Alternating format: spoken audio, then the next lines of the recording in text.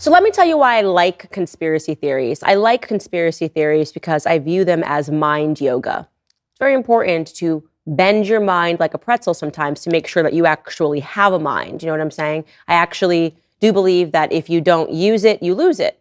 And this is the circumstance of why so many people that spend years and years and years in college and they have so many degrees can't see what's right in front of them because they're not actually challenged to critically think. They are just taught to remember what's on a piece of paper and to spit back out exactly what the professors in the universities have told them to remember.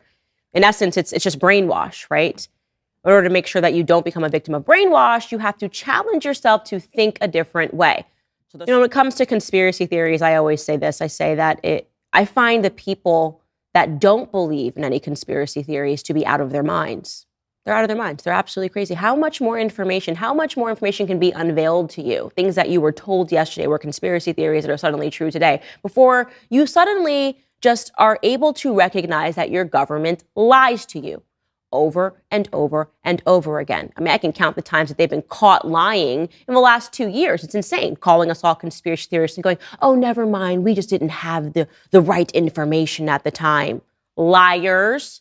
You always had the information. You always knew it was true. You lie to the public full time, and you lie for one thing and one thing only, for power. The government wants power. So what fool still believes that all conspiracy theories are false? I mean, let's just go through some of them that we've unpacked on this show. Operation Northwoods.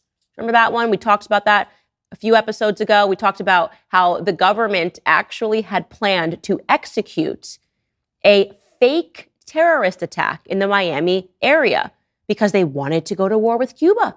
So they were just going to pretend that Cuba attacked us and killed some American citizens, but actually it was going to be your government. Your CIA, your FBI colluding to kill American people on American soil so that they had a reason and excuse to go to war, so that we went, rah, rah, rah, USA, let's go to war with Cuba. But then what happened? JFK, president at the time, said no. He thought that was unconscionable. And where is JFK today? He's dead. They had no idea who killed the sitting president, by the way. And shame on you, conspiracy theorists, if you think that your CIA was involved. No. I think decades and decades and decades. And then finally, they leak some information and they say, no, it was definitely Russia. Russia. It was Russia who did it. Oh, really? You guys knew that Russia killed a sitting president. Talk about an act of war. And you just did nothing about it but hide information from the public.